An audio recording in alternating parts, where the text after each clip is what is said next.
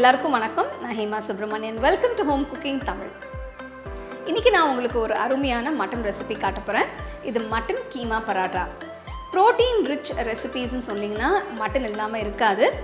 இதுக்கு முன்னாடி நான் உங்களுக்கு நிறைய மட்டன் ரெசிபீஸ் செஞ்சு காட்டியிருக்கேன். மட்டன் சுக்கா, மட்டன் கோலா உருண்டை, இந்த மாதிரி நிறைய ரெசிபீஸ் பார்த்துருக்கீங்க. ஸோ டைம் வேஸ்ட் பண்ணாமல் மட்டன் கீமா பராட்டா எப்படி செய்யறதுன்னு பார்க்கலாம்.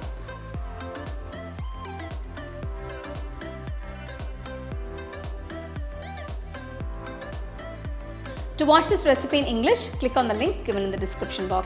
உங்களுக்கு இந்த ரெசிபி பிடிச்சிருந்ததுன்னா லைக் பண்ணி ஷேர் பண்ணி ஹோம் குக்கிங் தமிழ் சேனலுக்கு சப்ஸ்கிரைப் பண்ணுங்கள். மறக்காமல் பெல் ஐக்கானை கிளிக் பண்ணுங்கள்.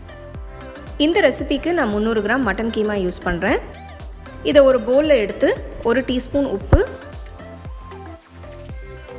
1 டீஸ்பூன் காஷ்மீரி மிளகாய் தூள், 1 டீஸ்பூன் தனியாத்தூள், 1/2 டீஸ்பூன் ஜீரகத்தூள், 1 டீஸ்பூன் கரம் மசாலா தூள், ஒரு மீடியம் சைஸ் வெங்காயம் பொடியாக நறுக்குனது,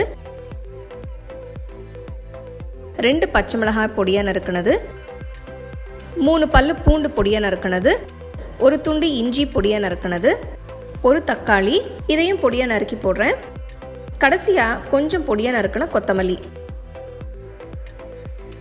இது எல்லாத்தையும் நல்லா மிக்ஸ் பண்ணுங்கள்.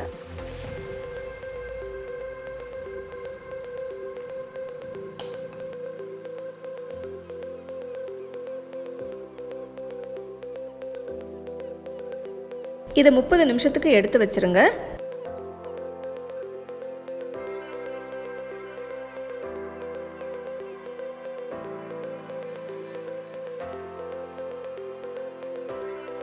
அடுத்து பராத்தா மாவு பிசையணும். ஒரு அகலமான பாத்திரம் எடுத்து இதில் 2 கப் கோதுமை மாவு, 1/2 டீஸ்பூன் உப்பு, 1/2 டீஸ்பூன் ஓமம், 1 டீஸ்பூன் எண்ணெய்,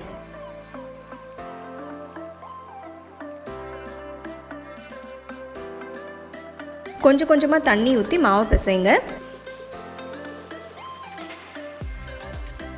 மாவு 10 நிமிஷத்துக்கு பிசையணும். அப்போ தான் மாவு நல்லா சாஃப்டாக இருக்கும். பராத்தா செய்கிறப்ப நல்லா விரிஞ்சு கொடுக்கும்.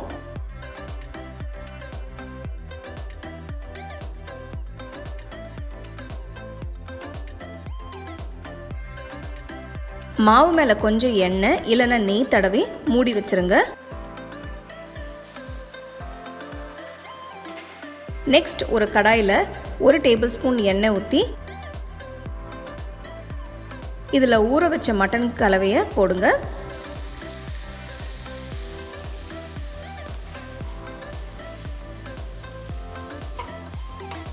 ஃப்ளேம் ஹையில் வச்சு 5 நிமிஷத்துக்கு மட்டனை வேக வைங்க.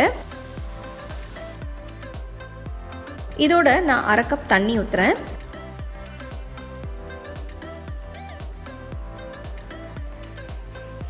கடாயை மூடி மீடியம் லோ ஃப்ளேமில் 10 நிமிஷத்துக்கு வேக விடுங்க.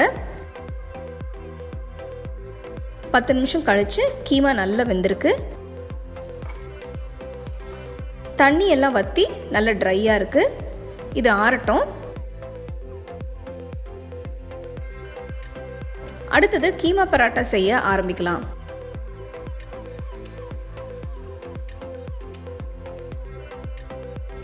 கொஞ்சம் பெரிய சைஸ் உருண்டையாக எடுத்து இதை கொஞ்சம் கொஞ்சமாக தேய்க்கணும்.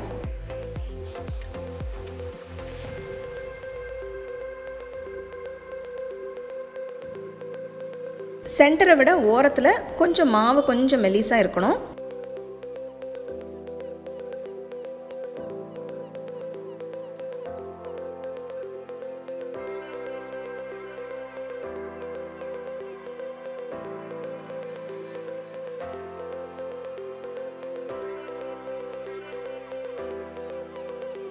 நல்லா மூடி மேலே இருக்கிற எக்ஸஸ் மாவை எடுத்துருங்க.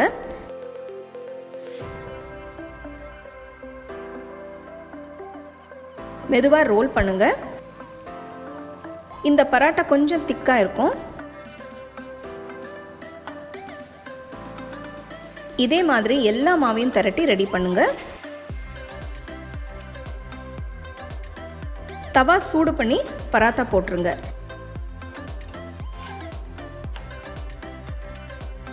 நெய் ஊற்றி 2 பக்கமும் சுட்டு எடுத்துருங்க.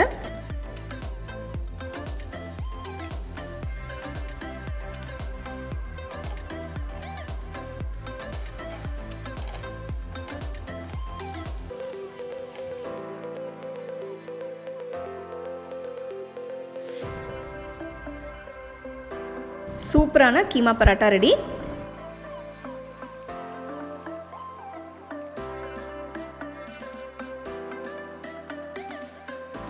இந்த கீமா பராட்டாவை அப்படியே சாப்பிட்லாம், இல்லைனா ஊறுகாய் ரைத்தாவோட சாப்பிட்லாம்.